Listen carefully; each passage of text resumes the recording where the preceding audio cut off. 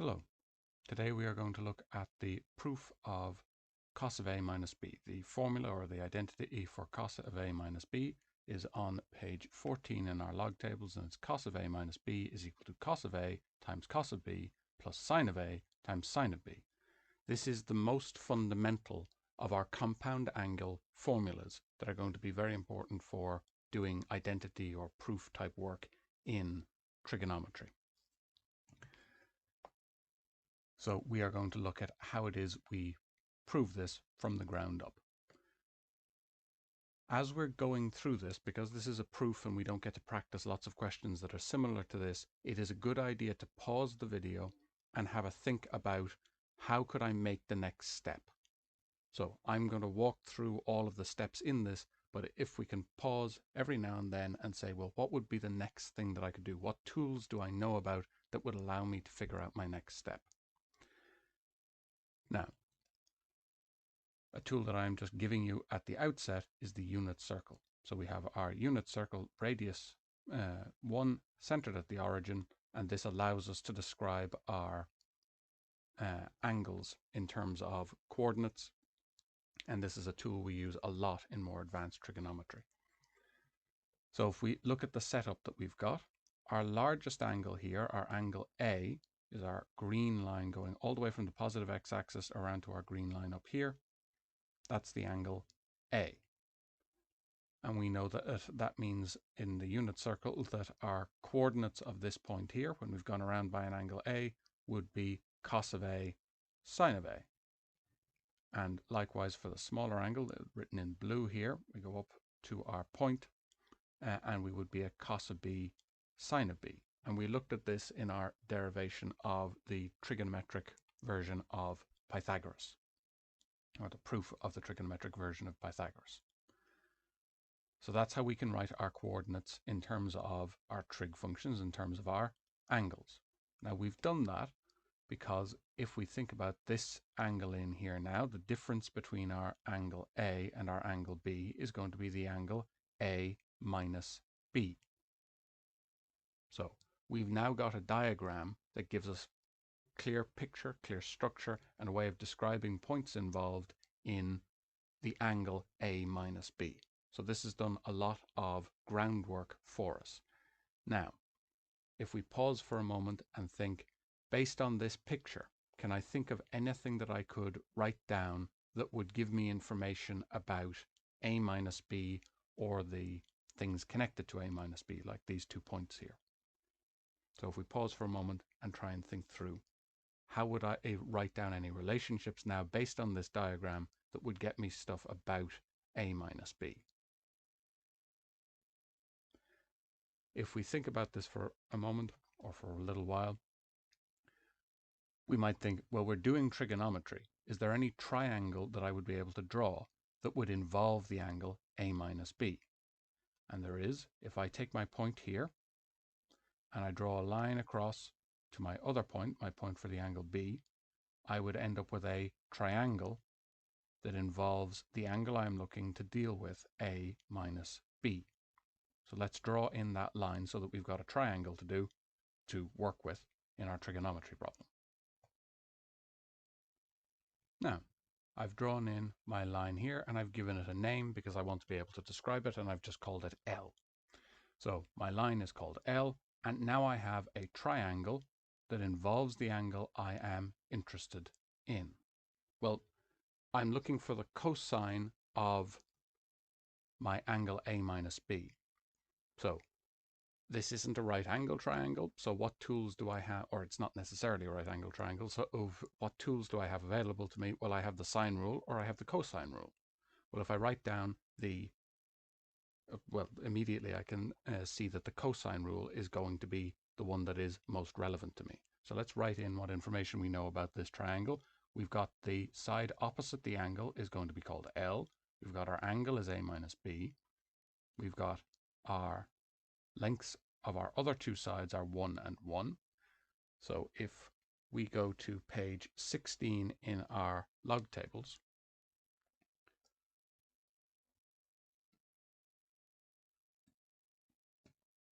we can see that we can write down a formula involving the thing we're looking for. That's going to be from page 16 in our log tables. A squared is equal to b squared plus c squared minus 2bc cos of a.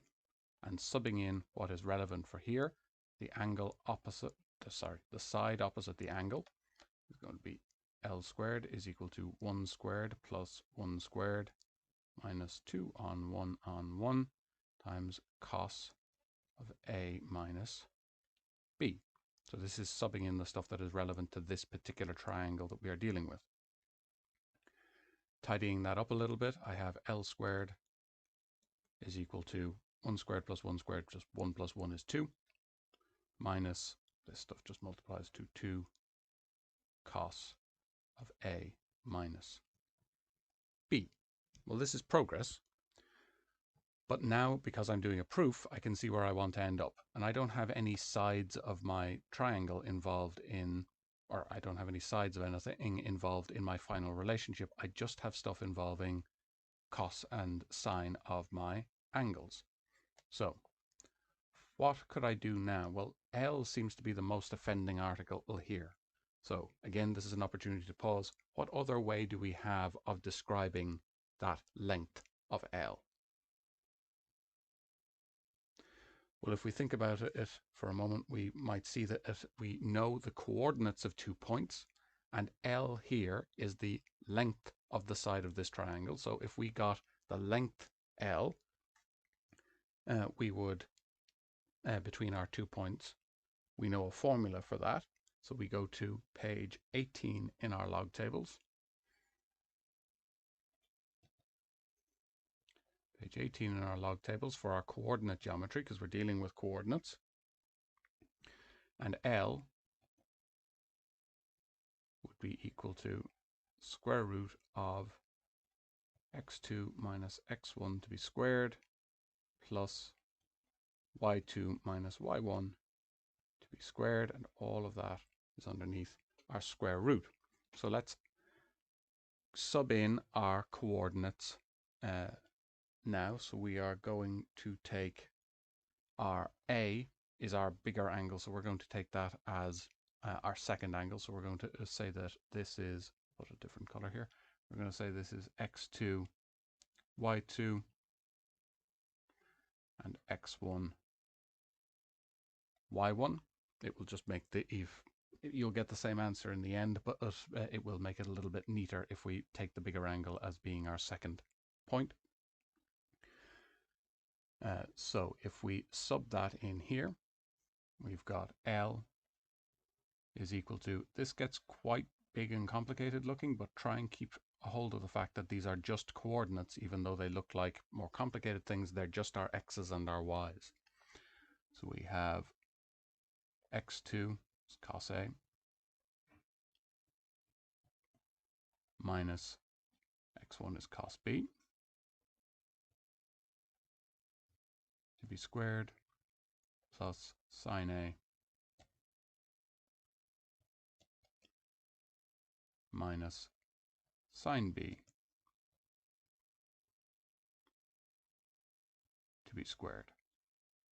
Again, this looks strange, but keep a hold of the fact that this is just x2 minus x1 and y2 minus y1, because we're about to do quite a lot of multiply with this, and it's not actually very heavy algebra, but it looks really strange because we aren't used to having to multiply out sines and cosines so much. But try and keep a hold of the fact that this is just multiplying out brackets.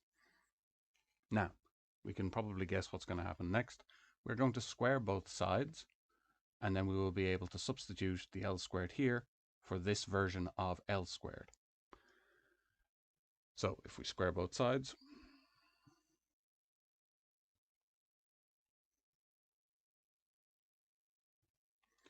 we get our L squared, and I might actually just square these brackets out as well. So we have L squared is equal to, we're just going to square out these brackets. So square the first, multiply the first by the second and double it, and square the second. So we have cos squared of A minus first by the second and then double it. So 2 cos of A cos of B plus cos squared, square the second,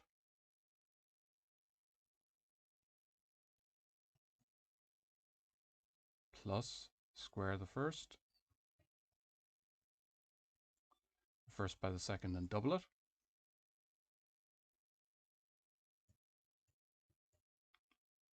sine b plus sine b to be squared, just fits.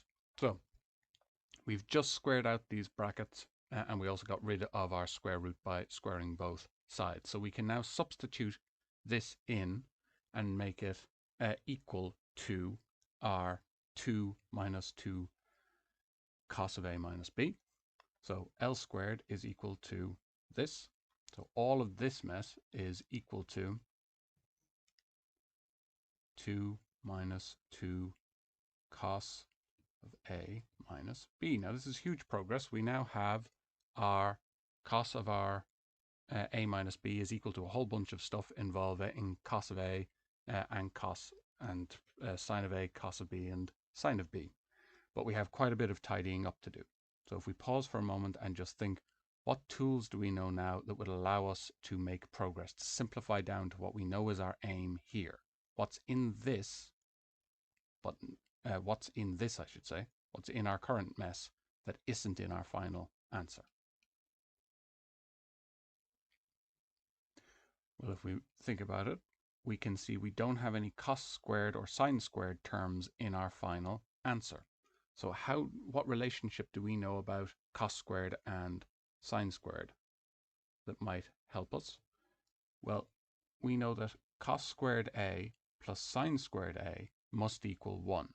And we know that cos squared b plus sine squared b must equal 1. So I'm going to write that in that relationship. So here this is our terms gathered together to make it easier to see what's going to happen. I've simply rewritten this line gathering together my cos squared a plus sine squared a, my cos squared b plus sine squared b. All of this is equal to 1. All of this is equal to 1 based on the relationship on page 13 in our log tables. So let's implement that. So now we now have our relationship a little bit simplified down, and we can see we're getting very close to here.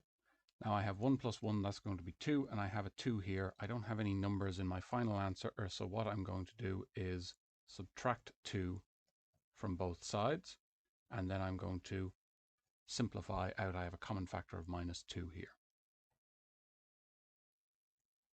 So again, I have subtracted my 2 from both sides, and now I'm really close here. I need to divide out my common factor of minus 2 from both sides. So I could take that out as a common factor and then divide out my minus 2. Everything gets divided by minus 2, and then we will actually be finished. So this is our final relationship. This was our end goal. So we've gotten rid of all of the stuff that we didn't want to have in our final answer. And when we've done that, we can see that we have exactly what we were asked to show. So what did we do in order to get here? We used the unit circle, which is very common for trying to describe more advanced trigonometric work. We then said, well, we're doing trigonometry. Could we draw a triangle that contains the angle that we are interested in? And then when we did that, we saw that we wanted cos of this angle. So we used the cosine rule because it's a non-right angle triangle, or not necessarily a right angle triangle. And from there, we were able to see that we could use our distance formula combined with the cosine rule to simplify down to what we were asked for. And this is the way that we can tell ourselves the story of the proof. And if we can understand that, it will be much better for us